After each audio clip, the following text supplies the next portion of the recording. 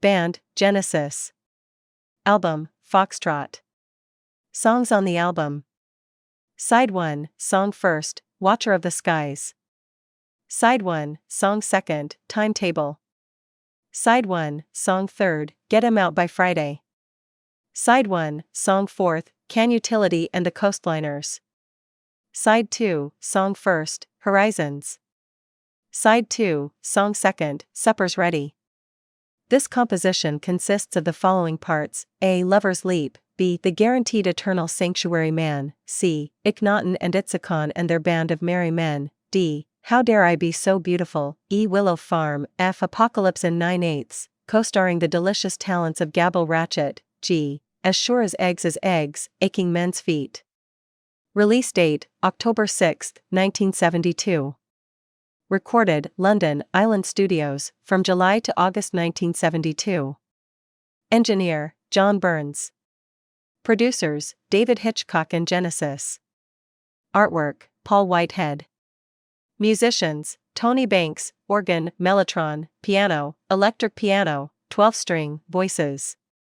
Steve Hackett, electric guitar, 12-string and 6-string solo. Phil Collins, drums, voices, assorted percussion. Peter Gabriel, lead voice, flute, bass drum, tambourine, oboe. Michael Rutherford, bass pedals, 12-string guitar, voices, cello. Richard McPhail, equipment and stage sound, sound friend. The making of FOXTROT album. In March 1972, Genesis went into the recording studio with the specific intention of making a single. I seem to remember, says Hackett, that Richard Branson gave us a free day at the Manor studio. The chosen track was Happy the Man, an acoustic folk ballad written by Mike Rutherford, which had already been part of their live set for at least a year. The idea was to try out the market with something short, just 3 minutes long, and catchy.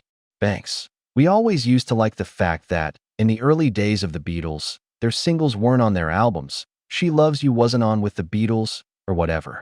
We always thought of Happy the Man as a single, so we were keen to do it in that format, hoping it would be a hit.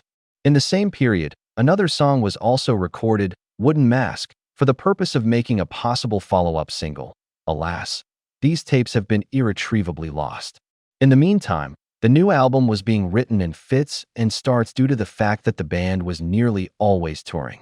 During the first Italian tour, the one in April 1972, a song introduced as Bye Bye Johnny featured at some of the gigs. Bye Bye Johnny would eventually evolve into Can Utility and the Coastliners, while another track set to become of great importance to the band, Watcher of the Skies, also started to take shape in terms of music and lyrics during this tour.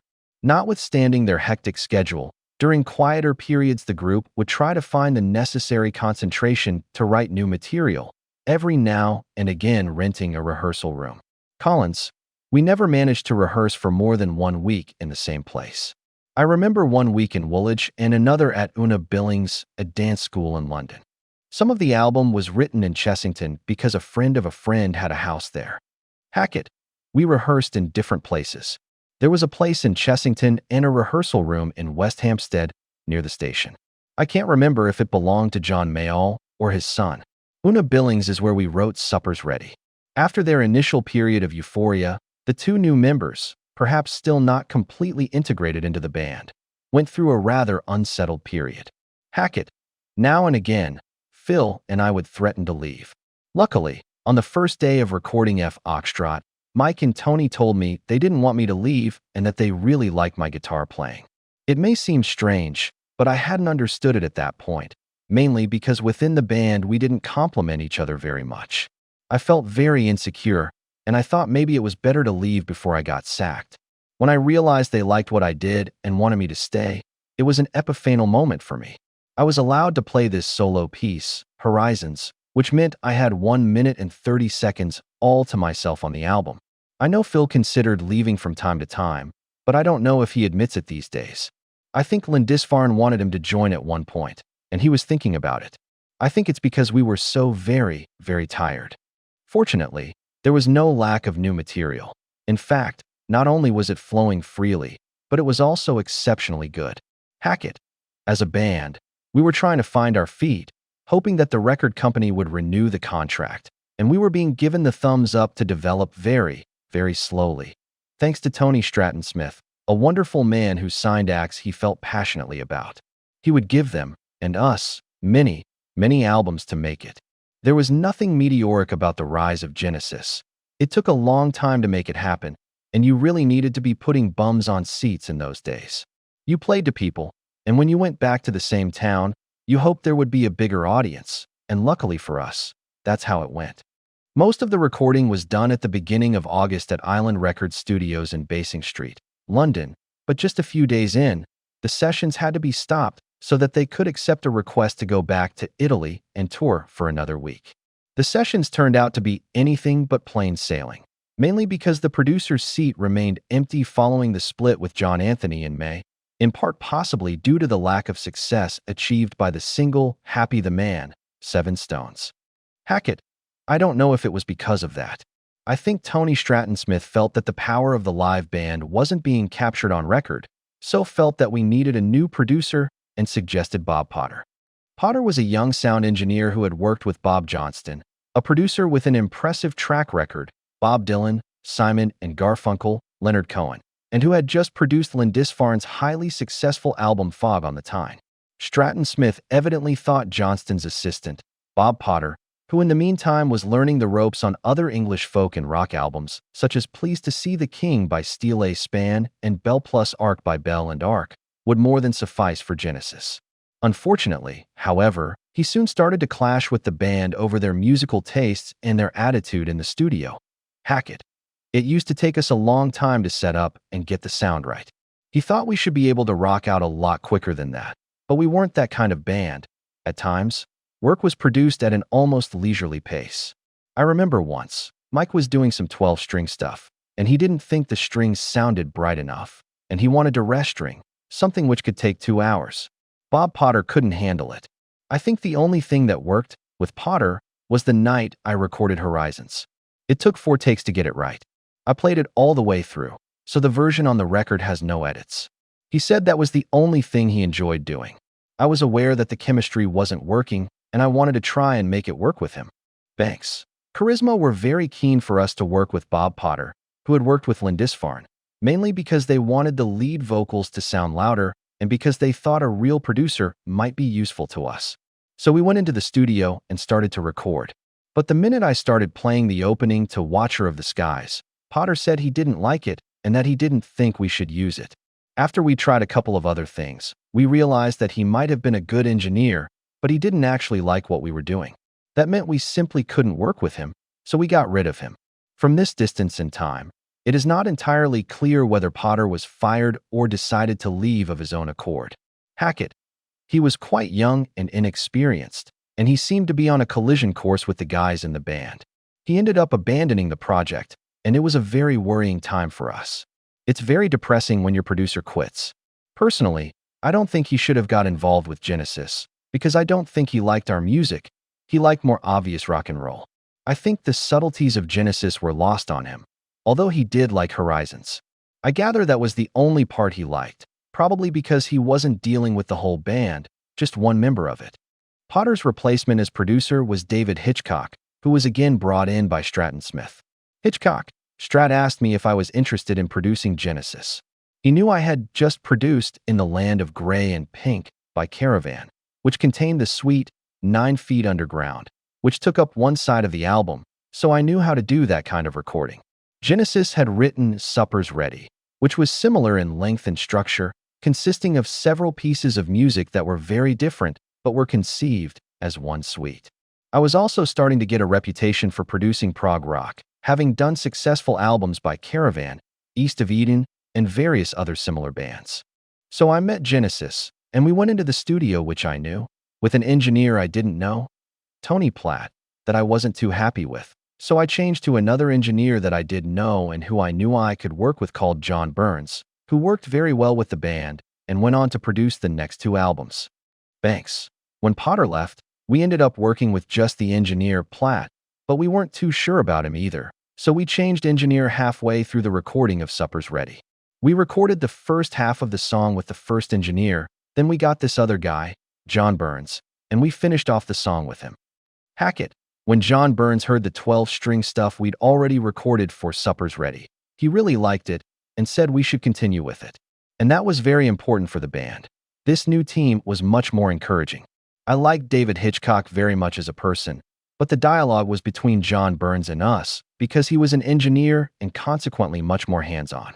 Ironically, it was John Burns who was to stay the course in the long term because he was very enthusiastic and a great engineer who seemed to know how to deal with everybody.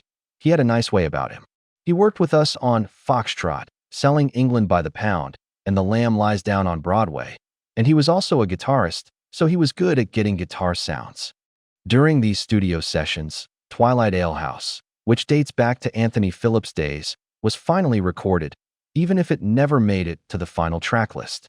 Banks. This song was already around when we did Trespass, but for some reason or other, we didn't record it.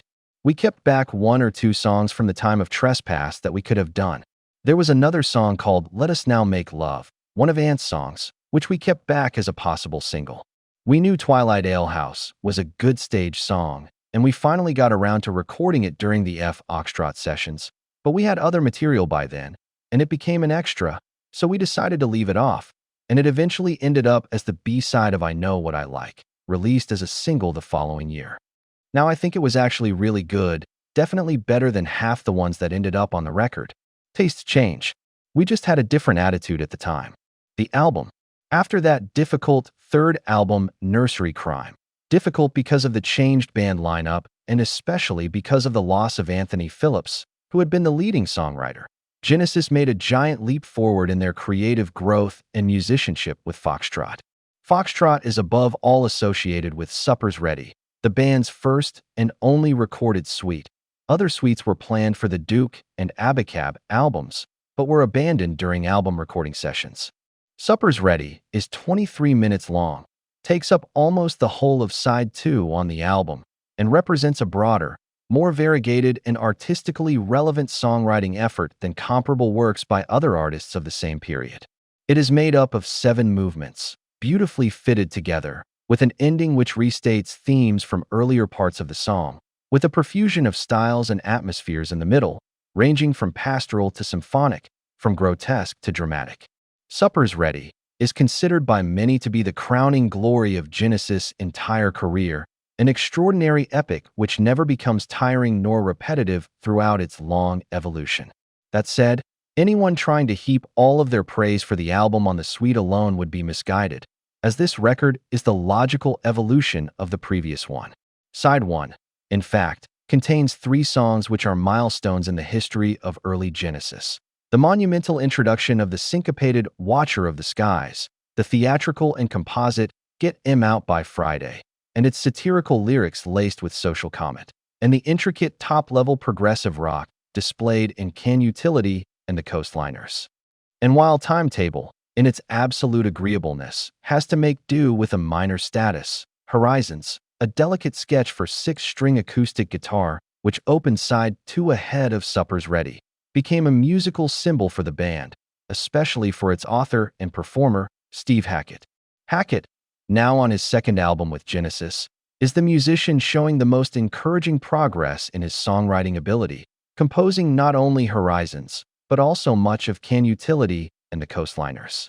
He also managed to get his proverbial finger into different parts of the pie, that is, Supper's Ready, while continuing to develop his technique and creativity for the band. A guitarist with little inclination for pyrotechnics, Hackett knew exactly what was needed for the sound of Genesis and limited himself to providing just that. Very subtle solos, often highly original in their melodic structure, and background work on the electric guitar and on the 12-string at the beginning of Supper's Ready. Maybe a little inconspicuous, but absolutely delightful and ultimately essential for achieving the result. The other new element, Collins, still wasn't a fully fledged songwriter at this stage.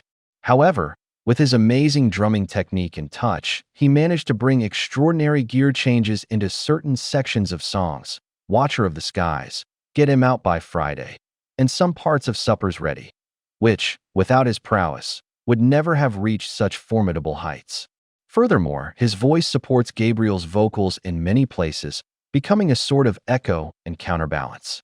Mike Rutherford, on the other hand, was continuing to grow as a bass player. His parts on Watcher of the Skies and Get Him Out by Friday are outstanding. And he also confirmed himself as the binding force for the whole band with his 12-string guitar and his supporting role in the more adventurous parts like in Apocalypse in 9/8. That said, his songwriting contributions still hadn't reached the maximum level, as Mike was more inclined to write brief sections as opposed to whole songs. On this album, Tony Banks' songwriting capabilities finally came to the fore. Timetable, the intro to Watcher of the Skies, the structure of Get Him Out by Friday, and almost half of the music which went into creating Supper's Ready, including much of the improvisation with Mike and Phil of the Apocalypse in September 8th section, were written by Banks. So, on their fourth album, the keyboard player won himself the role of Genesis' chief songwriter, despite being in a band full of writers, a position he would never relinquish. And Gabriel? His vocals had acquired even more shades, interpreting different characters within the same song and expertly exploiting the tricks of the trade in the recording studio. Although musically he limited himself to composing Willow Farm, Gabriel concentrated on writing complicated lyrics for Supper's Ready and proved to be a sophisticated fantasy storyteller full of irony on Get Him Out by Friday. Gabriel, therefore, remained the main author of the lyrics, but the others also made their contribution. Steve wrote the words to Can Utility and the Coastliners, Tony the lyrics for Timetable and Watcher of the Skies, in the latter case with the help of Mike. 1972 was an extraordinary year for music. Starting on the other side of the Atlantic, Creedence Clearwater Revival released their seventh and last album, Mardi Gras. Neil Young and Lou Reed released two radically different masterpieces, The Pastoral Harvest for the Canadian and The Lush Transformer for the ex-Velvet Underground singer. Meanwhile, thanks to weather reports I Sing the Body Electric, jazz was becoming appetizing even to the rock lover's palate. The British rock scene was also vibrant with Pink Moon, Nick Drake's third and final album, Deep Purple's Machine Head, David Bowie's The Rise and Fall of Ziggy Stardust, and The Spiders from Mars, and not forgetting Exile on Main Street by the already legendary Rolling Stones. The progressive rock scenario was also stronger than ever. However, whilst Gentle Giant with Three Friends and Emerson, Lake and Palmer with Trilogy released strong records, Genesis boasted a creative supremacy which at this stage, and arguably for the last time, only Yes with Close to the Edge seemed able to counteract. Of particular note is that John Anderson's band, among other things, created a convincing suite for its album, which took up a whole side, while Jethro Tull took it one step further by writing a single song for the entire record, Thick as a Brick, divided into two parts of course. FOXTROT, however, took the top spot as Best Prog Album of the Year, an accolade gained in a highly creative musical context. The songs on the album FOXTROT. Side 1. Track first. Watcher of the Skies. Gabriel. It was a very important track for us. On the live side it was a key number. Although Tony was the lead writer of the song, in particular, the mellotron chords in the intro are his, I did some work on the verses and chorus. Producer David Hitchcock. We wanted to get a big sound from the mellotron. We were working in the studio too at Basing Street in London, which was a small Studio Island Studios now called SARM Studios, but also known as Basing Street Studios, established by Chris Blackwell and located in Notting Hill, London, and I think it was John Burns who suggested we use Studio One upstairs, the big studio, and put up some big speaker stacks and use distance mics and record all the room, as well as recording directly from the mellotron. That is how we got that sound, which some producers have asked me about afterwards. Rutherford. I remember hearing Tony playing those opening chords in one of those big Palasports on an Italian tour. The echoes were booming round and it sounded fantastic. The band was gaining some darkness in terms of the music. I think it's got a fantastic intro and the rhythm's great. Looking back on it, however, I think it's a little too busy. Collins. Every Wednesday I used to go and see Yes at the Marquee. I wanted to bring a little bit of that musicianship into the band, the tricky arrangements they used to have. I used to say, it's a shame we can't do stuff like that. Certainly the intro is all Tony, of course, but the next part came from my drumming. Hackett. It was actually a combo of everybody. The intro is Tony's, the rhythm is Phil's, while the crescendo and the dynamics of the 6/4 riff, being done very softly and then very loud, were my ideas. Tony was using the mellotron, a mixture of brass and strings, while the bass part on the intro is done with the mellotron piano accordion.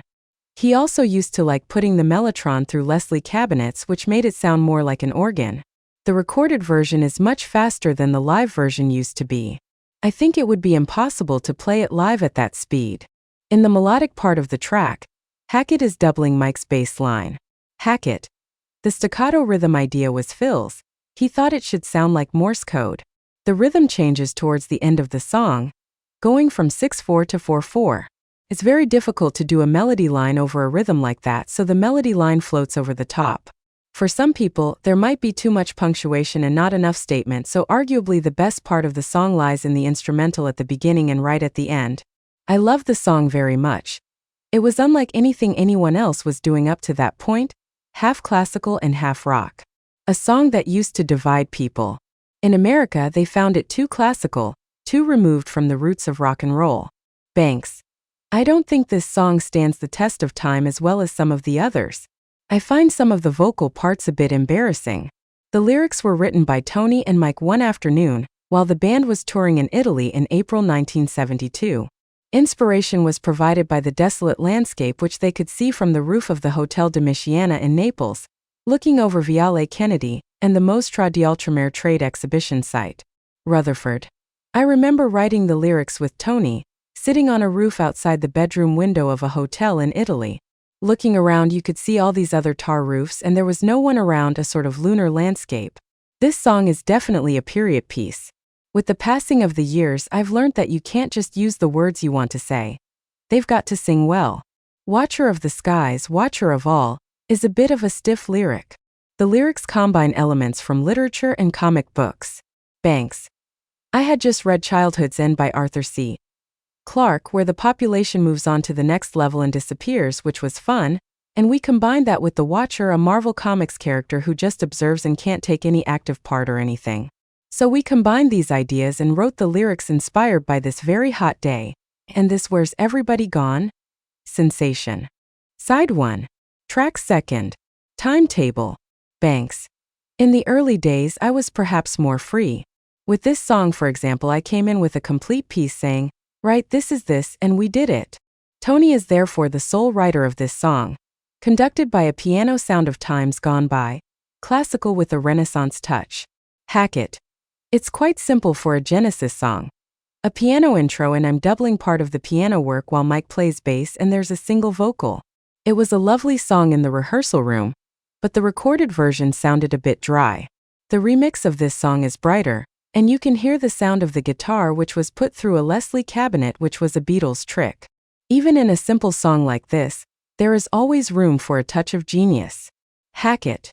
At 1 minute and 37 seconds we use tubular bells, while the solo melody which comes in at 1 minute 43 seconds was played with the piano but by picking the strings inside the lid with a plectrum so it doesn't sound like a guitar or piano. The sound that plays out from inside the body of the piano is beautiful.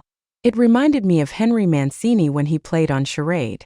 He wrote Moon River and other hits, and there's an element of that, so this track is a very accessible aspect of Genesis. This is not the sort of thing you hear from most rock bands as it modulates from key to key. Tony also wrote the lyrics, something which seems to cause him some slight embarrassment. It was pretty early days when I wrote it. We used to distribute the lyrics between us, but then as time went by, Peter wanted to write more and more, which was fine by me. After all, he was the singer and I didn't really care. I'm not in the business to write lyrics, I'm in it to write music. The same thing happened with Phil, really. By the end, he was writing more of the lyrics than anybody else. I think he's a very good lyric writer, so that was okay. Side 1. Track 3rd. Getting 'Em Out by Friday. Starting with some fragments of the 1969 track The Movement, this song took shape thanks to a collective effort. Banks. I had this riff which we developed as a group. Both ways of writing worked, but I think when the group all felt involved in the composition, it tended to produce a better result. Get 'Em Out by Friday is definitely the second best song on the album. After Supper's Ready. I think it's much better than Watcher of the Skies. Hackett. It's a kind of 6/8 rhythm, and at the beginning you can hear Pete, who was learning to play the oboe. So we had guitar and oboe playing together, which again is not a regular rock combination, and the divisions at 26 seconds are typical of Phil. Then, at 1 minute and 58 seconds, there is a guitar bit which I suggested to them. Rutherford's bass in this track is particularly effective. Hack it. Mike played bass, but he had the sensibility of a guitarist, so he played melodic lines. I think the best bass players think of it as counterpoint. They are coming up with another melody entirely to the vocal one. Mike was very good at that, and he was also very good at using bass pedals, so he was free to play the 12-string. Steve's guitar solo is truly original. Hack it. I used a fuzz box and a small Fender Champ amp. I was playing double notes and everyone says I had a great sustain, but I wanted the guitar to have better sustain than that. I was using jazz tone in those days, which made little impression on the overall sound. The song is characterized by different sections with strong rhythm parts and parts that are unusually soft. Rutherford. This is an example of where we had too much stuff on a song. I mean, the track was great without any vocals, it sounded good, but when the vocals came on, despite the very clever lyrics and great performance from Peter, there was almost too much in there. Later on, we started to realize that there's a danger in not getting the voice laid down early on when you're actually playing tracks. In those days, we'd often do the track instrumentally, then someone would go away and come back with a lyric and vocal ideas which hadn't been sung much beforehand. In later songs, we realized that you can just play the chord of A for 8 bars, which instrumentally sounds a bit boring, but when there's a great vocal on top, it really works because it gives you more space. This song suffered a bit from having just too many good ideas in it. Collins. Because there was nothing to sing to start with, Peter would be playing his bass drum, his tambourine, or the flute and shouting some things. We couldn't really hear him because it was a rehearsal room and the PA wasn't very good, so we'd write these great things that actually sounded like instrumental tracks. Then Pete would go away and come back with a lyric, but then the song would become too crowded. Adding a voice at that stage meant things would come back a little dense, but by that time it was too late because we'd already recorded the backing tracks. Banks. There's a clever idea in the middle of the song where Peter plays real flute, and I'm playing mellotron flutes at 4 minutes and 56 seconds in harmony. It's a lovely sad piece. Hack it. In the middle of this rocking tune, we decided to strip it right back to the silence and minimalism of real flute and mellotron flute together. Phil's drums with a fast tom break at 5 minutes and 27 seconds is a funny characteristic of Genesis, combining energy and restraint. This song has a level of stasis in it that most rock bands wouldn't have touched. There's no feeling of the need to entertain here, and I always thought this was a very nice part. There's a sense of Old English music in it. At 6 minutes and 5 seconds, Gabriel starts singing again with a range of bizarre vocal effects. Hack it. Pete used to like doing this thing. If you put headphones on, you can hear a repeat echo of the voice, but not the original singer. In the middle of this song, he acted out different parts. It's almost Gilbert and Sullivan with a Dickensian character. Gabriel.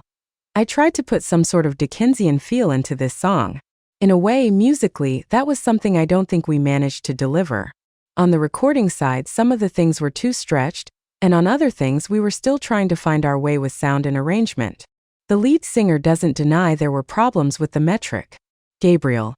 I think it did end up too wordy. The song was essentially about people being kicked out of rented accommodation. It was based on some of the Rackman stories about bad landlords. Perek Rackman was a landlord who operated in Notting Hill and became notorious for his exploitation of tenants. And I put in a little extra thought about evolving the species. The idea of making people shorter so that you can get more apartments in the same building was meant to be a comment on the attitudes of landlords towards tenants, along with the idea that genetic engineering may, at some point in the future, be used to control our evolution, maybe not in my lifetime but in my children's lifetime. There may be a decision to go smaller as a way of using fewer of nature's resources. So in part social comment and in part prophetic. Hack it. It's about people, the corruption of government. It's an interesting track. It's multifaceted, but mainly it has a claustrophobic feel about it. Funnily enough, when we were working on it, Donovan walked into the studio. I went out to speak to him, and he said that the part where the flute and mellotron flutes play together sounded like rows and rows of houses. Banks. I think it's one of Pete's best lyrics. Side 1. Track 4th. Can Utility and the Coastliners. Banks. Every piece on this worked pretty well, and the end section is really good. I know a lot of people consider it one of their favorite tracks, and it is a really good song, but it does suffer from being a bit fragmented. Divided into 3 main sections, the first is acoustic, The second is characterized by a long, flowing mellotron part, while the third is more rhythmic. This song sprang mainly from an idea provided by Steve Hackett. I wrote everything up to 1 minute and 50 seconds, but the guitar break is Mike's, played with two 12 strings in harmony. I think the part from 2 minutes and 11 seconds is one of the best bits of Genesis music, as you've got the bass pedal very simple, but Tony is doing this whole impression of a string orchestra with the mellotron strings, and he's being quite free with the use of chords. He's basically ignoring the chords and doing what he wants.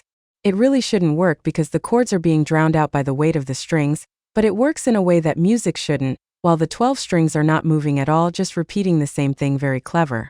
This idea of the organ and mellotron from 3 minutes and 23 seconds playing together was influenced by Procol Harum's Wreck of the Hesperus. I remember Phil wanted Mike to play bass at 3 minutes and 44 seconds, but he refused. So the bass kicks in later, and you influence Chris Squire, the fast bass playing. Again, in this case, the guitar solo is extremely original. Hackett. Yeah, strange, isn't it? All faded in. Hearing this now, I think it is a solo I would have played again. It was difficult to play anything over that chord sequence. The guitar sounds like a synthesizer on this. As it fades in, it goes to distortion. At 5 minutes and 17 seconds, you can hear Phil's influence. And I wrote the vocal melody at the end of this section. Steve was also the author of the lyrics. Hackett. The lyrics tell the story of an English king called Nut.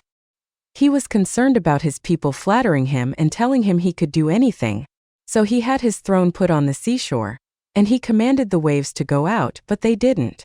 He was just trying to prove the point that he was only human and not immortal. He was trying to demythologize royalty.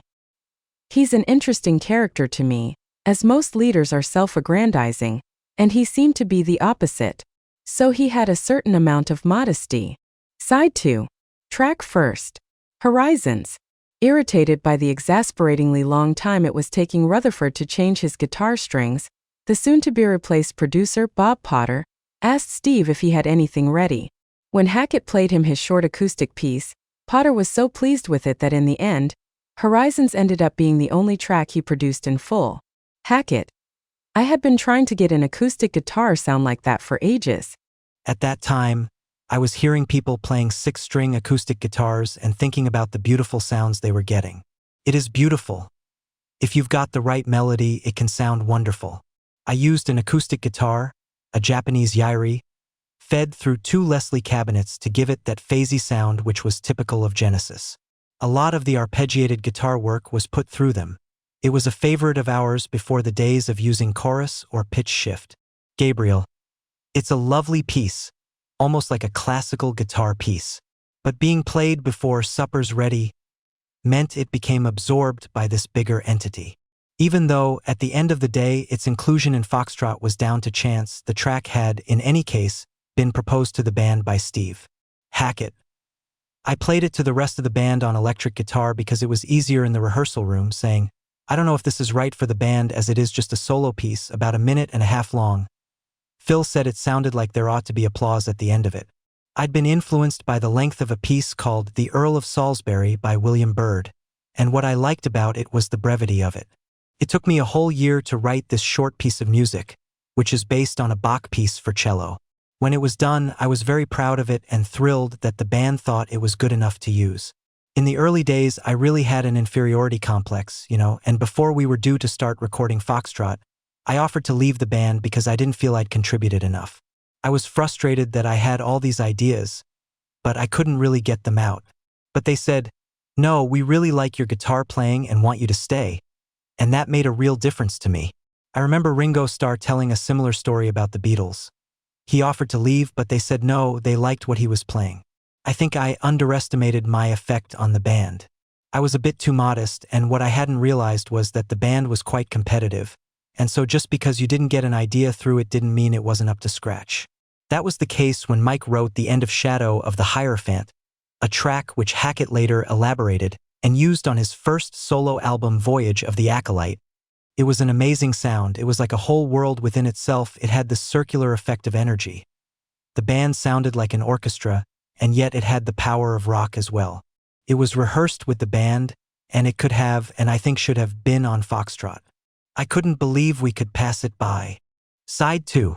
Track second. Supper's ready. Gabriel. We were gaining confidence. Live, we were going very well at that point, even though, financially things weren't good. There was a great rapport with the audience building, and it was beginning to move around other countries.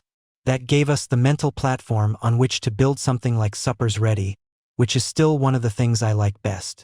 Supper's Ready is a suite divided into 7 movements lasting just over 23 minutes.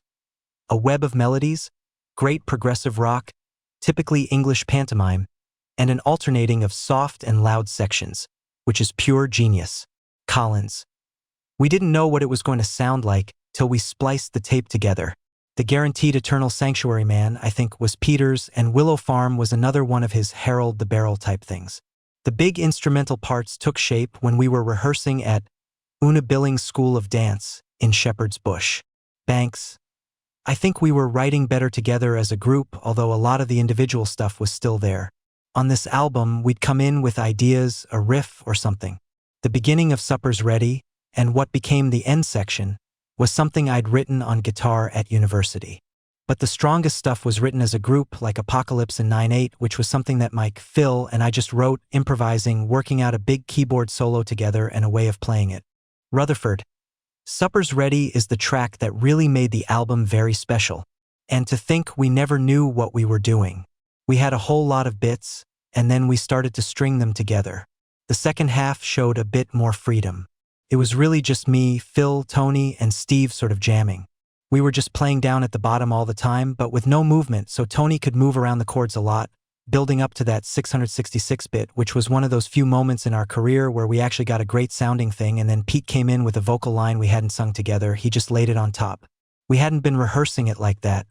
He just came in, and it sounded fantastic. I would liken it to Mama, where the middle section came about similarly. We just went in, and then Phil laid this vocal down, which was just fantastic, so strong.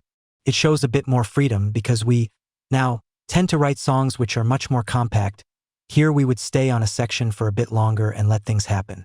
What I've always loved about this business as a writer is that you learn it as you go along, and there's luck. Things that seem quite effortless, as this was, are always good. The end section is very powerful, but one of my favorite pieces is Willow Farm, which I think is like Harold the Barrel because it has a bit of that humor in it, which was always important for us.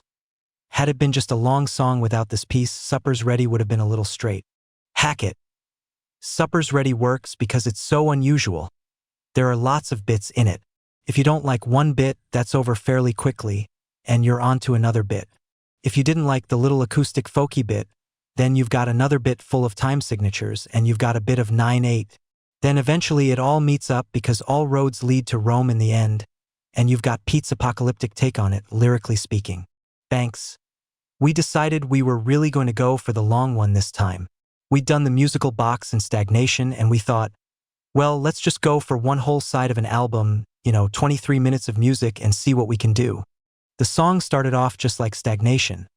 The first 2 or 3 minutes were based on this guitar piece I'd written, which I thought was a really strong opening part with a lovely melody, which we carried on developing. We added little tinkly bits and a few vocal bits, and I suddenly thought if we weren't careful, it could end up sounding exactly like the musical box. So I said we should just stop the song after a really romantic bit and go straight into this other piece we had, which was Willow Farm. We thought having this really pretty bit with this really ugly, cool sequence suddenly coming in after that would sound great. And so that's what we did.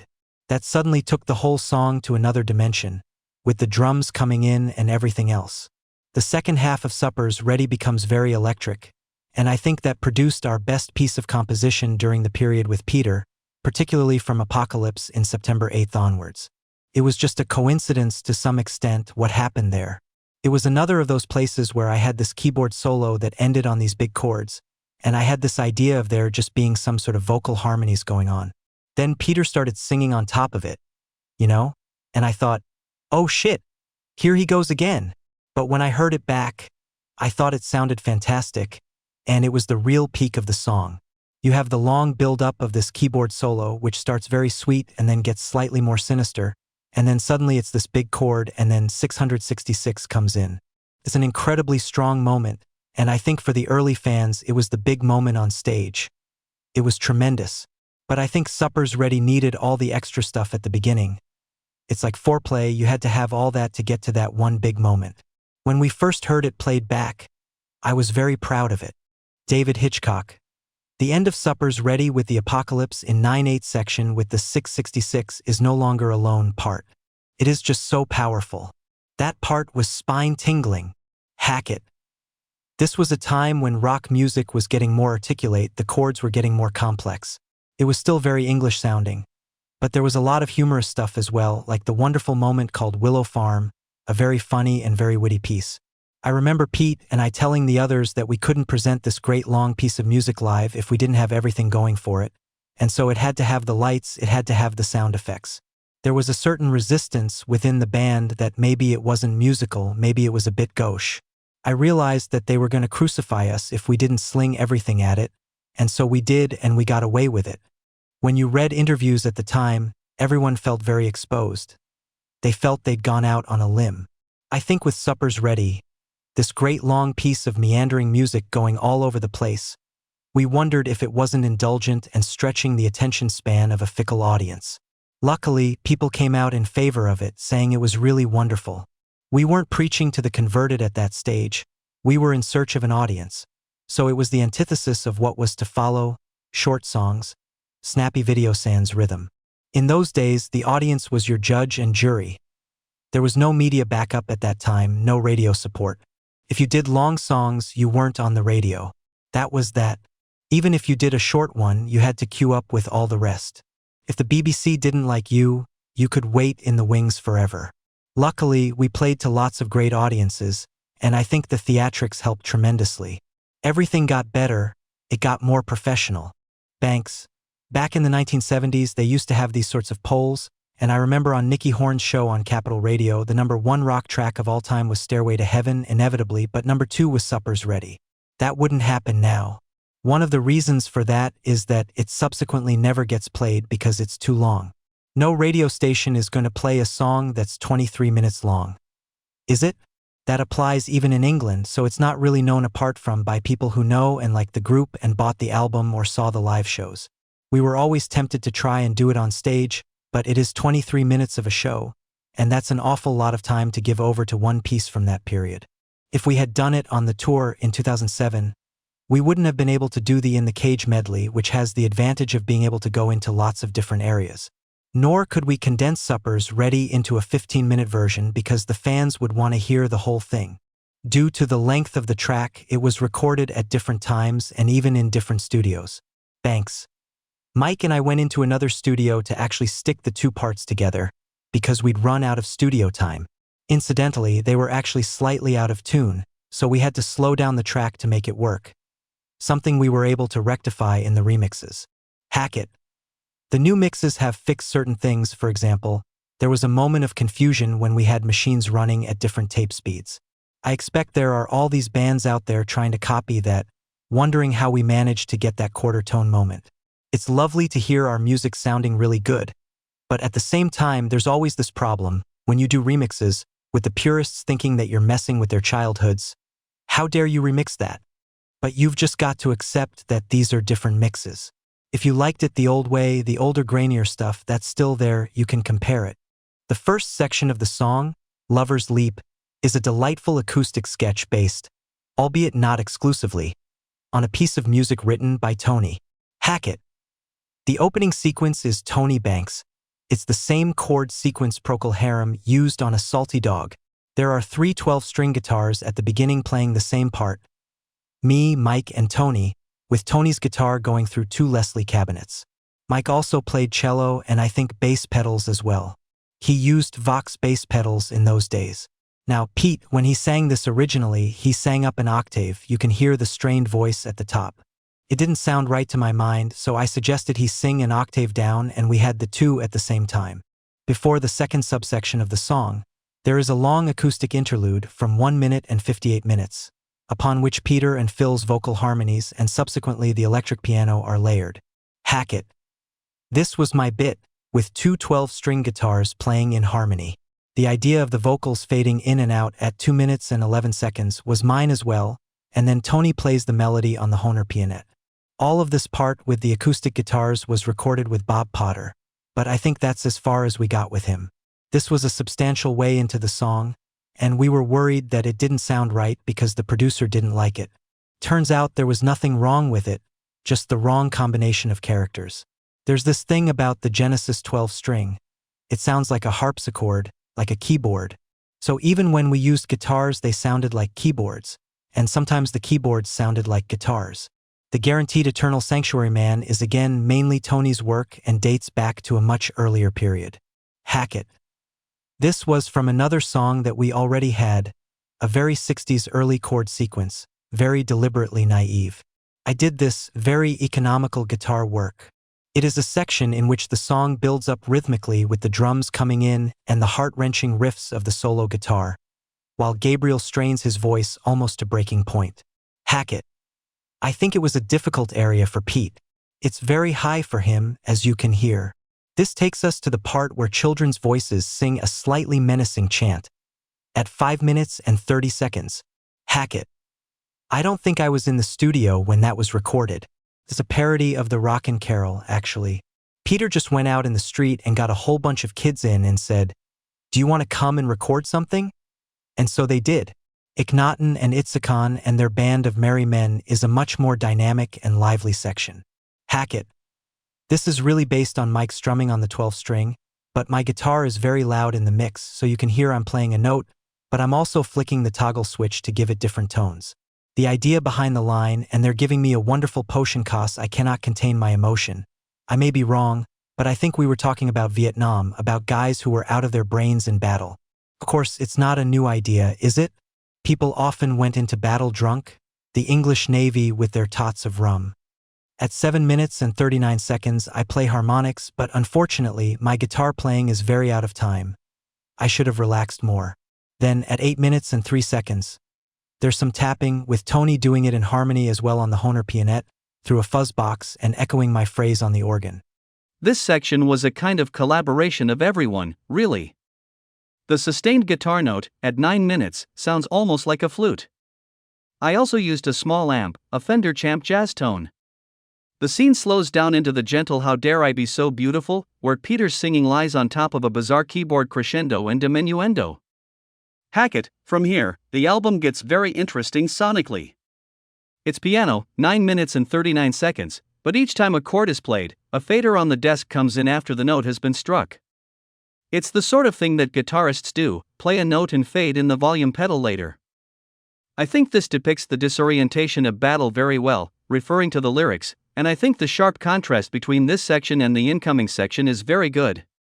This part is more Genesis-like and the next one more Beatles-K, a burlesque pantomime, but very good with the whole band playing as one. The guitarist here is, of course, referring to Willow Farm, fomented by a sudden change in pace, which evolves into a section divided into 2 parts. This very English and bizarre part of the song was written entirely by Gabriel, who sings it with different voices. Hack It. The voice was modified with pitch shift over a bass of mellotron brass, organ, and distorted guitar. Peter wanted to separate the 2 parts with all change. So I said, why not make it like a train station? Why not have the sound of slamming doors and trains?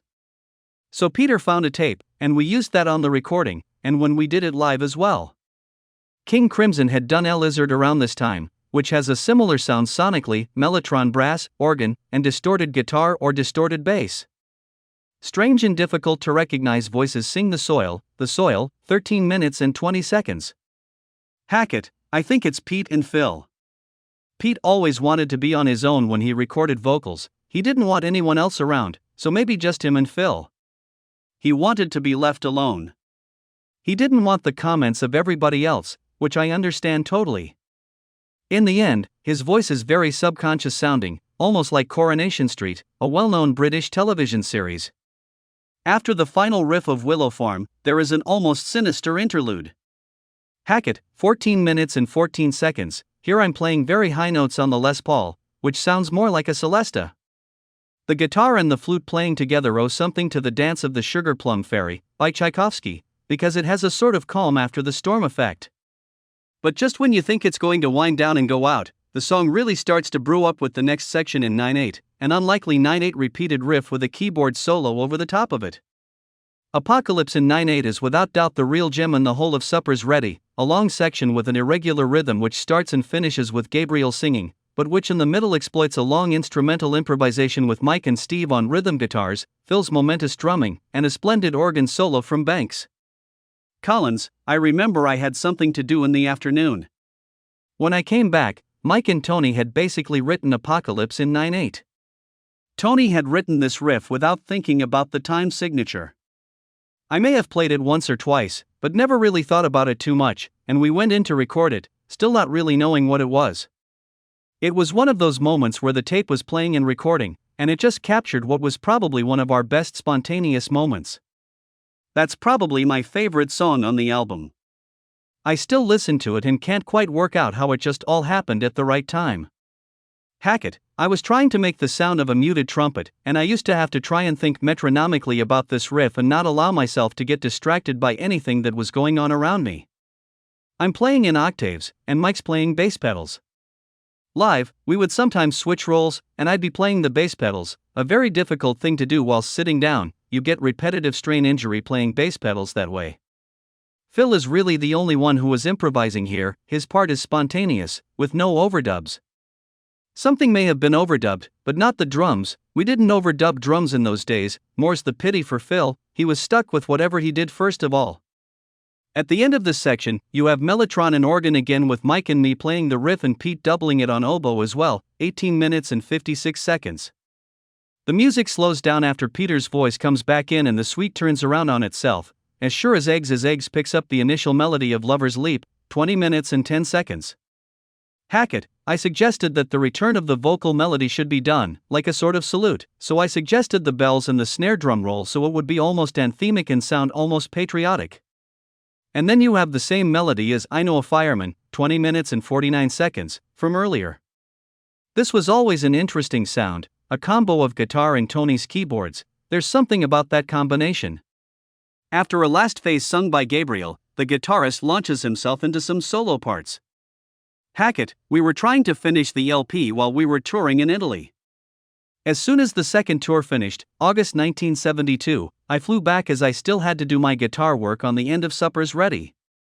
I was the only one lucky enough to have a plane ticket, the rest were driving back overnight in a van that was moving very slowly. I wasn't trying to be a star about it, it's just that my parts needed to be done to complete the album. So I did these phrases at the end, and luckily Phil liked them very much, they were his favorite. In the 2008 remastered edition, a few extra seconds have been left in where you can hear additional, previously unknown, guitar parts. Hackett, I recorded a lot. There's tapping on some of the last phrases, a lot of reverb and repeat echo on the guitar, which comes through it almost like a fanfare. The composite and multifaceted music is accompanied by transcendental lyrics, written entirely by Gabriel, full of references that cannot possibly be summarized in just a few sentences. In extreme synthesis, it can be said that it celebrates good triumphing over evil. Hackett, I know Pete felt particularly close to this piece, he really meant it. I gather that some of it relates to a personal experience that he had. It's very personal to Pete. I can tell you to what it alludes. There is a Turner painting called The Angel Standing in the Sun, I think it relates to that, but there is also some stuff from the Book of Revelation, like 666, the number of the beast in the New Testament. Pete was also into this idea that Pythagoras used to write backwards in a mirror, codes and stuff for secrecy. Gabriel, Supper's Ready was again one of those journey songs, where we really tried to take people along this dream journey. When it worked, and we got to the New Jerusalem part at the end, you could really feel you were touching people. There was a guy who'd been Edith Piaf's promoter in Paris. I remember when he heard it for the first time, he invited us to perform it in his church in Normandy, and this was a guy who didn't normally relate to rock music. There were different ways you could capture people's imagination. We were beginning to know who we were as writers and also knew how to deliver it as performers. It's a coming-of-age piece, I think, in lots of ways. The album artwork. Arguably one of the most loved by Genesis fans, this album cover is, oddly enough, the one least liked by the band members. Rutherford, I think the album cover was a little weak. I was never convinced about this one, and this was the last time we used Paul Whitehead. I think the lovely atmosphere on Trespass and Nursery Crime lies in the fact that they felt like paintings, and they had a nice texture. This felt a little bit, it was okay, but he just put together a bunch of images that were in the lyrics. Gabriel, I was less happy with this sleeve than I was with the first two. We'd already worked with Paul and got identified with him, but I think the style was losing some of its appeal to me, even though I think the fox character, related to hunting and the hunted, worked. I was looking at all sorts of esoteric stuff and numerology at that time. In numerology, each letter carries a certain value, and so I wrote out A B C D E F. The next time you come round, you get to O, and then you get to X, all of which are under the number 6, see diagram above, so there was this Revelation reference, 666, and all that crap, you know, a sort of hidden element to it which we were just playing around with. It wasn't the backwards playing devil-worshipping version but this mixture of Christian and pagan symbolism. Collins, for me, the artwork was getting a little bit busy, and I guess that was one of the reasons this was the last one Paul Whitehead did for us. I mean, Trespass did have, you know, an elegance about it, Nursery Crime was more butch, but this was just a bit busy, the lady figure with the fox's head, the bit of ice, the water. It didn't look professional for some reason. It's all a bit dated now. It does sum up the album, the period, and I thought it was okay but not particularly special. Hackett, when I first saw it, I wasn't sure about it, to be honest. It looked rather like a collage of unlikely things, several cutouts. Since then, I've come to understand the concept of collage a little more, and I think it works. It had this sort of flat, one-dimensional look because it was a collage, but I don't know what was painted and what was pasted on. Banks, I thought this was the weakest of the album covers Paul Whitehead did for us, certainly at that time, and it's rather difficult to view it objectively now. The mockery of the hunt was his idea, and it doesn't really relate to anything on the album. We sort of managed to give it a sense with the album title, Foxtrot, you know, to help rationalize it a little bit. Anyway, the album cover depicted Peter's costume after he started wearing it on stage and not the other way round. Banks is actually mistaken. Gabriel started wearing the red dress with the fox's head only at the end of September 1972, when the album was already finished and pressed, ready for release the next month. Epilogue. Released throughout the world on October 6, 1972, Foxtrot represents Genesis' first real commercial success. For the first time, they made it into the UK charts, number 12, while in Italy, according to some music magazines from the time, it may even have reached the top of the charts. Rutherford, Foxtrot always appears to me as an album where things took us by surprise, particularly the end section of Supper's Ready. Later on in our career, that happened a lot more often, but in those days there were 5 of us, full of ideas, almost too many ideas going around, so bits like this, where things could just happen a bit more freely, were great. Collins, I have very fond memories of recording this album. We did most of it at Island Studios in Basing Street, and John Burns was the engineer who helped us. Hearing those things and Supper's Ready put together, it was very strong. We felt we were actually getting somewhere. We had a great album, and it came out and did better than the one before.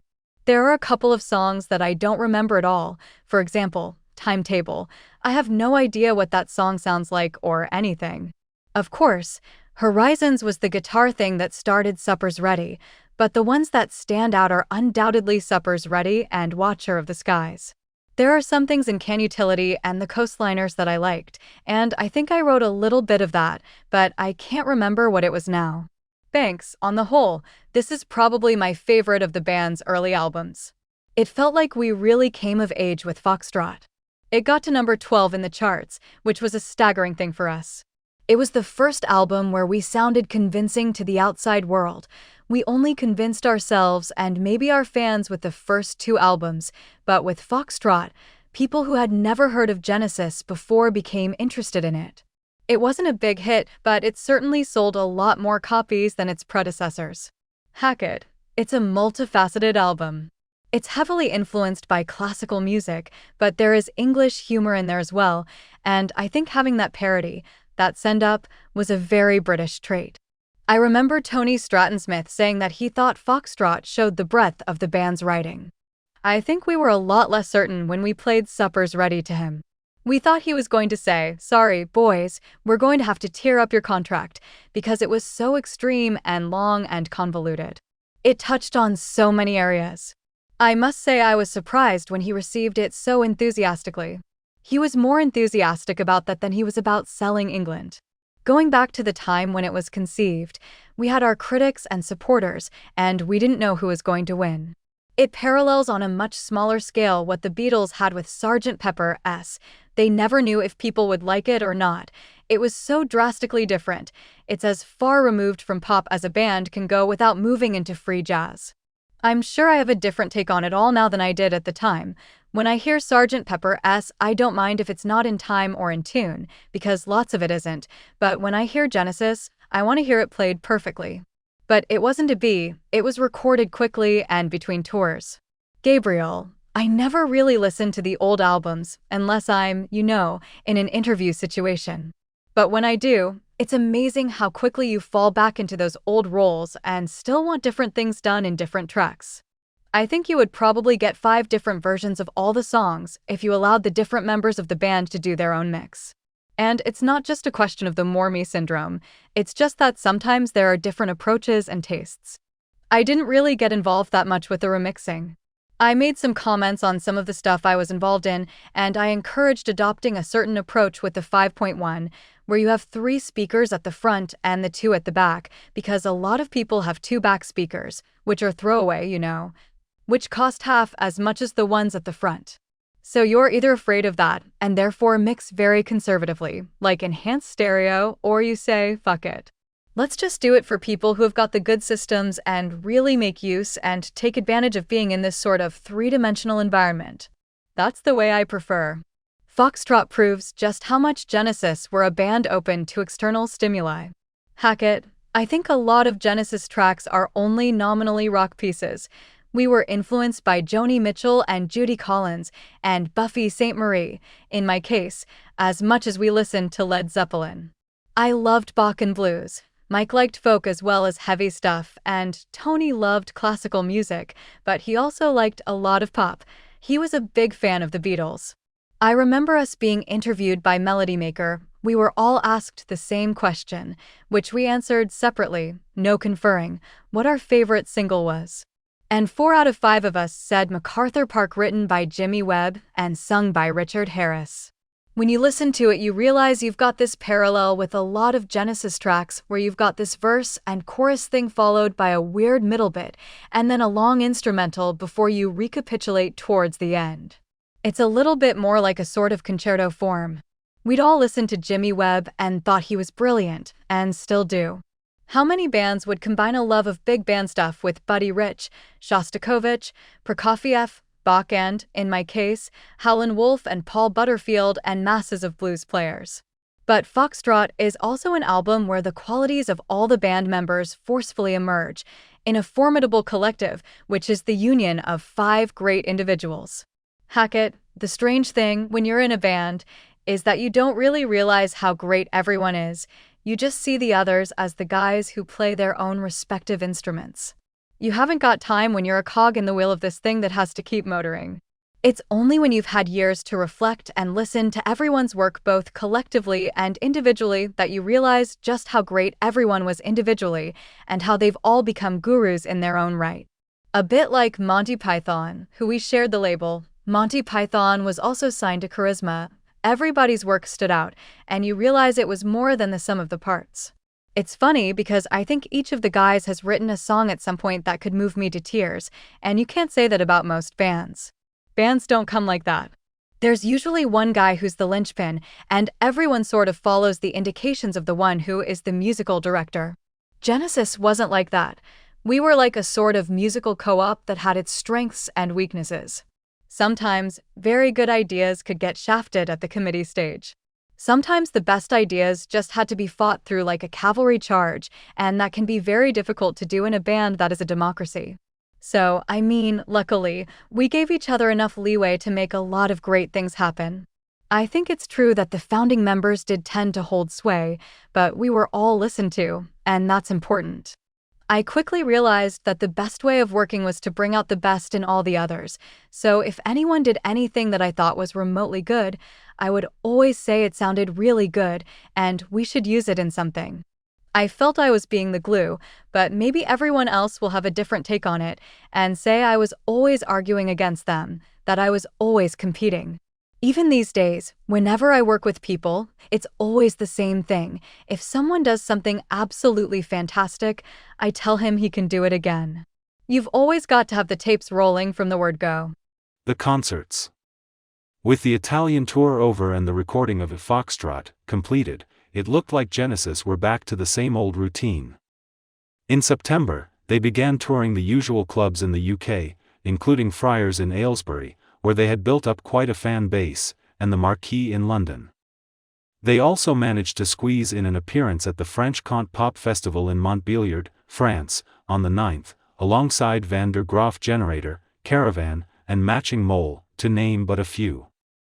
The setlist during this phase was pretty well defined and generally included Watcher of the Skies, Can Utility and the Coastliners, Get 'Em Out by Friday, The Musical Box, The Return of the Giant Hogweed, The Knife, with the occasional appearance of Twilight Alehouse, and The Fountain of Salmacis. The end of the month brought with it two very important events.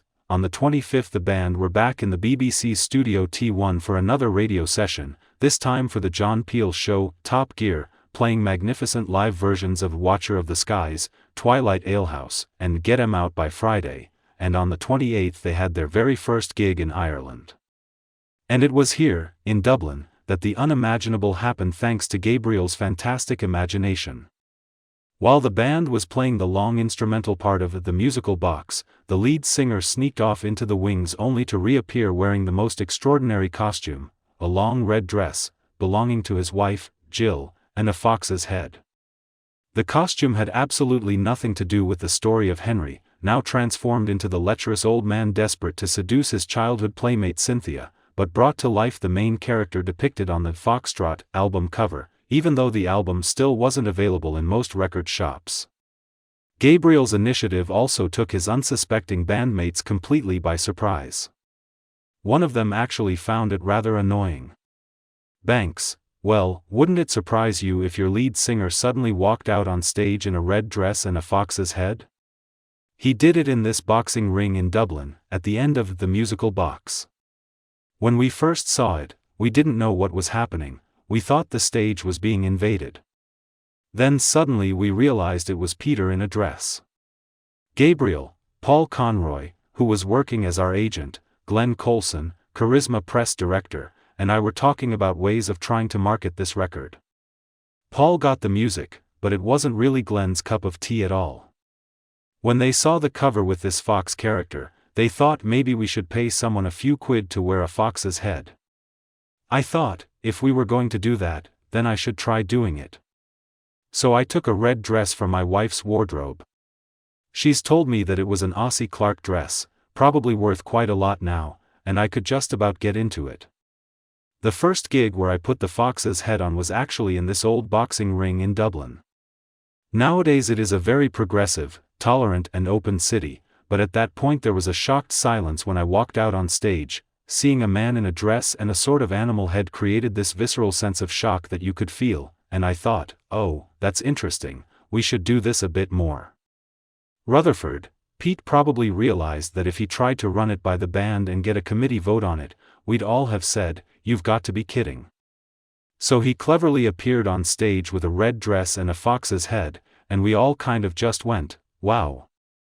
I think it was in a boxing ring in Belfast or Dublin, but, of course, it's funny how these things turn out. The next week, we were on the front page of Melody Maker. It wasn't done intentionally for that reason. Still, it makes you realize that, as is always the problem with the press, they like to write about stuff that's nothing to do with the music. Banks, we were never going to compromise the music, but something like that can get you a lot of publicity, and obviously it developed from that into all the other stuff. Peter's gimmick gained significant visibility for Genesis, raising interest and curiosity in their music. A classic example, in other words, of the end justifying the means. 2 days later, Melody Maker put on the so-called 1972 Pole Awards concert at the Oval in Kennington, London, featuring some of the best musicians of the year. Headlining were Emerson, Lake and Palmer, with Wishbone Ash, Argent, and the Dutch band, Focus, also performing. Genesis prepared a setlist with a completely different running order for the occasion, opening, as they had done at the Reading Festival on August 11th, with The Knife followed by The Fountain of Salmachus, Get 'Em Out by Friday, Watcher of the Skies, The Musical Box and The Return of the Giant Hogweed. For most of October, Genesis were busy with a series of gigs in the UK alongside Lindisfarne, usually the headliners, and Rab Noakes, although there were occasions when Genesis were the main attraction, with Noakes sometimes opening for them. On November 2nd at the Hard Rock Concert Theatre, Manchester, Capability Brown, another charisma band, opened for Genesis. Genesis was becoming increasingly better known, and even though they were still occasionally opening for bigger bands, their growth in popularity was evident. During this period, the band's stage setup was changed around, with Hackett and Rutherford swapping places. The bespectacled guitarist was now on the far left of the stage with Mike placed slightly further back between Steve and Peter. Apart from the odd familiar episode dictated by the usual technical issues, to fill in the gap caused by the Mellotron breaking down in Aberdeen on October 4th, preventing the immediate start of Watcher of the Skies, Phil came in with his usual drum solo. The UK tour saw yet another evolution in the setlist. Most notably, starting on November 10th, Genesis presented the complete version of its Supper's Ready for the first time at Uxbridge. Rutherford, the fact that we could go out and play one side of an album to people who had never heard it, and they actually loved it, was a compliment to the music. Supper's Ready still works today. We played it for quite a long time when Phil was the singer. I didn't realize till Phil sent me a YouTube link, how much he actually sang in the early days. I couldn't believe it. Phil doubled the whole of the first part of Supper's Ready. When Peter left and Phil started singing, people forget that Phil's voice had always been there. Including such a long song in the setlist obviously led to further changes. The Fountain of Salmachus and Twilight Alehouse disappeared, although they were occasionally reinstated, along with Can Utility and the Coastliners, gone for good. Banks, I think you just move on to the next album and you have to ditch some songs. Can Utility and the Coastliners was more difficult, and we didn't feel it sounded quite so good live, the first part in particular. It was a song we played live sometimes, but it's just we had too much material and it was one that the band wasn't too keen on playing. About a week later, on the 18th, Genesis were booked to play at Imperial College, London. The setlist they performed, Watcher of the Skies, The Musical Box, Get 'Em Out by Friday, Supper's Ready, The Return of the Giant Hogweed, The Knife, was now the standard and was continuously being tried and tested in preparation for a particularly important event, their first appearance in the States. The band's US debut was anything but simple, mainly because Genesis wasn't particularly well known and due to the fact that America is an immense country divided into different and culturally distinct states. In order to test the terrain, the group debuted with what can be described as a trial concert to which journalists and sector workers were invited at Brandeis University, Waltham, Massachusetts. This was a prelude to their first real concert on U.S. soil, which took place on December 13 at the prestigious Philharmonic Hall in New York. The show was presented as a Christmas concert by Charisma in collaboration with WNEW-FM radio, and had another British band, String Driven Thing, as openers. Things got off to a difficult start with Genesis being given only a very short time to soundcheck as the venue was occupied for hours by Leonard Bernstein, the famous conductor, who was rehearsing with his orchestra. Despite the various technical issues, mainly due to the different power supply voltage, Genesis' performance went down exceptionally well with the audience, making the band's first brief appearance on U.S. soil a positive experience. The following day, the band and Stratton Smith returned to London, and on the 16th they went to Hamburg and then on to St. Gallen in Switzerland. Here, at the Hotel Eckhard, the band played to an audience of about 500, and Gabriel, despite running a fever, managed to complete the show, thus saving the newly established Swiss Rock Circus Company, which had organized the show as their business debut. After a Christmas break, a very difficult time for Phil, whose father died unexpectedly, on January 10, 1973, Genesis returned to Paris for a concert at the well-known Bataclan. This time, however, there was a television crew waiting for them.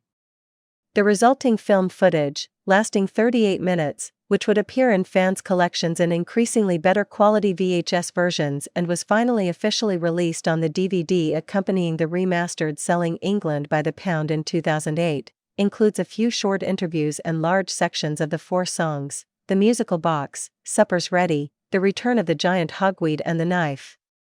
The first 2 are particularly interesting in that after the instrumental interlude of The Musical Box, Gabriel comes on stage wearing the red, low-neck dress and the fox's head, making it the only existing video of this particular costume, which was soon to be retired.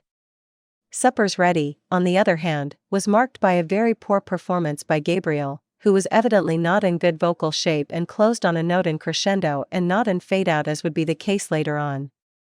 The international growth of Genesis was slow but unstoppable. Following their appearance at the Bataclan, other concerts had been booked for France, in Mulhouse and Strasbourg, already postponed to the 12th and the 13th of January over the original dates of the 19th and the 20th of December 1972, which, however, ended up being cancelled definitively, along with the date in Geneva, Switzerland, on January 14th, so that Genesis could perform in Germany. Genesis played 4 gigs in Germany together with headliners Lindisfarne and Capability Brown, the first of which, in Frankfurt on January 14, was also recorded by a local radio station, although only 2 songs were actually aired, Watcher of the Skies and The Musical Box. In Heidelberg, the following day, the 15th, Twilight Alehouse made a comeback to the setlist, ending on yet another Collins drum solo, which was added to cover up the usual technical issues before Get 'Em Out by Friday. It was then time to return to Italy after the 2 tours of the previous year. This time, however, things were very different. After the initial success enjoyed with Nursery Crime, in Italy FOXTROT was a big hit, and the results were immediately evident, even though the limited organizational capacity of the country once more came to light. In fact, what became known as the Charisma Pop Festival, due to the participation of Peter Hamill with David Jackson, Capability Brown and Lindisfarne, now all reduced to being support acts with Genesis headlining, was initially planned for January 18 in Rome and on the 20th in Milan. The show in Rome was moved first to the 19th and then to the 22nd, so the first date in Italy became the one on the 20th, which, instead of being in Milan, was moved to Reggio Emilia.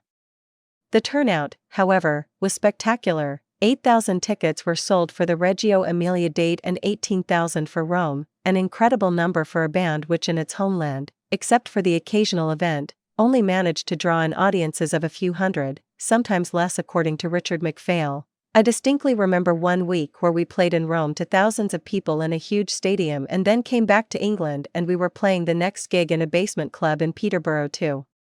25 not very interested people. And the contrast was just really extraordinary.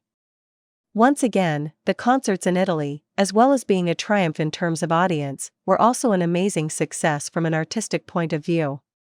The biggest surprise in a set list, which included Watcher of the Skies, The Musical Box, The Fountain of Salmachus, Get 'Em Out by Friday, Supper's Ready, The Return of the Giant Hogweed, The Knife, was the return of The Fountain of Salmachus. Hackett, it's a complex song and it was difficult to play. You had to concentrate very hard, and it went down very badly with audiences. Every time we played it, they were really stony at the end of it, and we didn't understand why. So we stopped doing it. We believed in it so much, but audiences were left cold by it, except in Italy, where it was more appreciated. It was so far removed from rock and roll, and we hadn't really found an audience for it at this stage. I don't believe they started playing it again live until after I left, when they did it with Daryl Stuermer, when the band was more established internationally. It was a song out of time really, but it was the thing we were proudest of. We continued to do The Musical Box because it seemed that it was easier for audiences to get that, whereas the overtly symphonic nature of Fountain of Salmachus was a bit much for them. Perhaps we did a better version of The Musical Box live as we had been playing it for a while already. There was a version of it before we recorded it, and it had been honed in front of audiences, and it already had its approval. For February, another long UK tour was planned with tickets being sold for just £70, which was set to be a turning point in the band's popularity on home turf. All sorts happened, in particular on February 9th when Genesis played at the prestigious Rainbow Theatre, with string-driven thing opening for them. Regardless of the concerns within the band, Gabriel brought with him a whole trunk of costume changes to be adapted to the various songs, starting with the opening of Watcher of the Skies. Banks, we used to bring in the whole show with this, and it may sound like a cliché, but we had the dry ice, and Peter had the makeup on and his bat wings and stuff. It was just a stunning intro, something you could only see at a Genesis concert, nothing else was like it. We put the Mellotron through the PA, with an echo so it had a big stereo effect which was very unusual in those days. Gabriel, Watcher of the Skies, was sci-fi meets prog. I used to wear UV makeup. The show would start in darkness, and then the UV lights would slowly come on, and these big, droning chords would appear out of nowhere. Then you'd see these two little points of light which were my eyes lit up, and we had a white backcloth at that time. While in Get 'Em Out by Friday he would change various hats to interpret the different characters, Gabriel reached his biggest transformation yet in Supper's Ready, alternating a crown of thorns headpiece, the guaranteed eternal sanctuary man, his famous flower mask, Willow Farm, and the geometrical orange headdress for Apocalypse in 9/8. Collins, his wardrobe was well stocked with things by this point. And, of course, we never saw anything until it happened. The classic example is when he walked on stage halfway through the musical box wearing the fox's head and the red dress. We all kind of looked around wondering what the hell it was all about. I don't remember what the reaction was apart from surprise. I've read that Pete said he was tired of conferences about it, but I don't remember there being any conferences. I don't remember being asked or there being any trouble. Not till years later, when I said in the press that I was a bit frustrated about the fact that the five of us would be playing and responsible for the music, but Pete would be getting all the praise. The record company executives were just sort of excuse me, pushing past the other band members to get to Gabriel, and, of course, reviewers tended to talk about what he wore rather than the music. At that point, we'd still laugh about it. It wasn't until we got to a couple of albums later, when he couldn't really get a microphone close enough to his mouth for him to be able to sing into it, or by the time he did he was too tired from having to, that we started to think it had gone a little bit too far.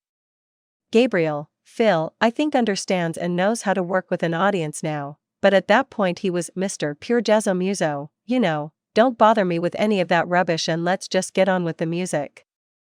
So there was some sort of tension that arrived with the costumes, like at the Rainbow Theatre. There was a ton of arguments about it, and I thought, fuck it, I'm just gonna do it. The band wasn't a real democracy because some people were more powerful than others, and the more bloody-minded of us tended to get their way more often, as in every band the world over. At that point, they thought maybe I had something, and perhaps they shouldn't fight me because it got us on the front page. Rutherford, Pete started creating characters and becoming personalities on stage. Our audiences weren't big, but we'd started to have a following. We'd play in France and Aylesbury, in England, and there'd be a great vibe there, and in certain parts of the country, we were sort of popular. We were still playing clubs, but for once they weren't all empty all the time. Alongside the improvements in the visuals provided by the costumes, Gabriel's storytelling between songs evolved, although still mainly improvised. By this time, they had a more solid foundation.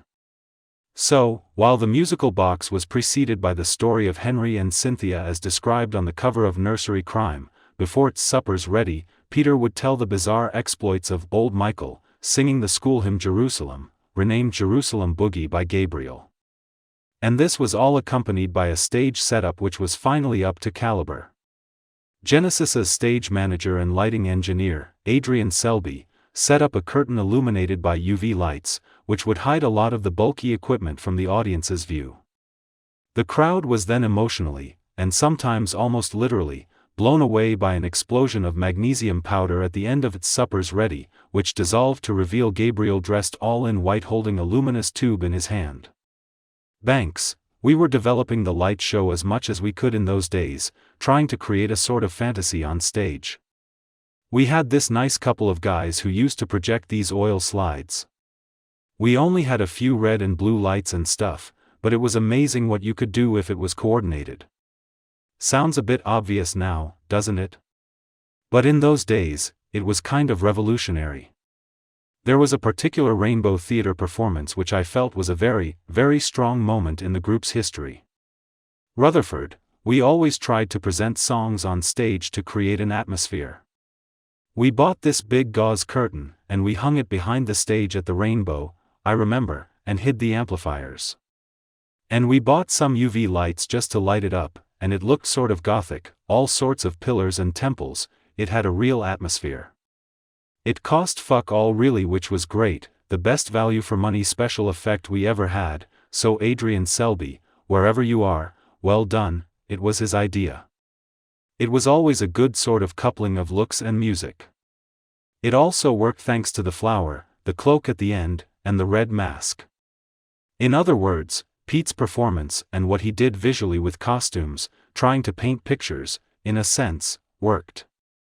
Hackett, being as FOXTROT was complicated with difficult time signatures and the songs were invariably stories, I knew that it couldn't stand on its own without a carefully thought-out production and presentation.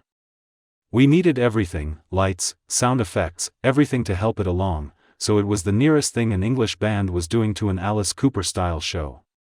He was about theatrics, not just about the music, and in a way, we were a more subtle version of that. We weren't biting heads off chickens or stabbing dolls or using guillotines, the energy of Genesis was much more subtle. If you read the classics, there was a chance you'd enjoy what Genesis did. The criticism was that it sounded like it had been looked up in books rather than being a personal experience. When the technical difficulties exceeded the usual amount of time to resolve, there was always a life-saving drum solo from Collins to fill in the gap, such as in Glasgow on February 16, while on the 17th, the musical box was interrupted about 3 minutes in by a power cut, so they went back to the beginning and started again. The UK tour with support band, string-driven thing, included around 15 live shows. It is impossible to give a precise number, 2 of which, Manchester 24 and Leicester February 25, were recorded and became the source for a first live album, Genesis Live. After getting their first taste of America in the previous December, Genesis returned to the States in the spring for a longer stay. In fact, this time round the tour lasted around 1 month for around a dozen concerts, which took the band not only to New York but also to other states on the East Coast and in the Midwest, Pennsylvania, Ohio, Illinois, Massachusetts, with a couple of stops in Canada. On some of these dates, Genesis had to settle for being the support act again, albeit for some top-flight acts, such as Lou Reed and Richie Havens, but special mention must go to the fantastic performance at the Philharmonic Hall in New York in early April, with Sandy Denny opening. Another note on the set list, which was basically the same but with an important new twist, Supper's Ready, was moved to the end, after The Return of the Giant Hogweed and The Knife.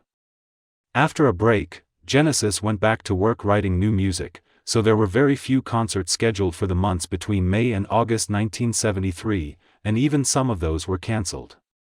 The band did, however, return to the Olympia in Paris on May 7, moving on to Brussels in Belgium the following day, whereas an important event was scheduled for the 26th at the Empire Pool Arena in London, a much bigger venue than usual, but this, alas, was also cancelled due, according to a newspaper article from that time, to tickets not being printed in time. Not the most credible of excuses, and together with the statement in the same article, Genesis will not be performing live for the next 4 months while they rehearse a completely new show. No new date for the Wembley concert has been set, leads us to believe that subsequent dates, for which newspaper ads exist, such as Slew on June 30, might also have been axed. The only certainty in this period is that the band took part in the Reading Festival on August 26, where they played Watcher of the Skies, The Musical Box, Supper's Ready, The Return of the Giant Hogweed, and The Knife. This time, Genesis were headliners ahead of other acts such as John Heisman's Tempest, John Martin, the American Roy Buchanan, and Italy's PFM. A massive change in circumstances compared to their first appearance on the same stage just 1 year earlier.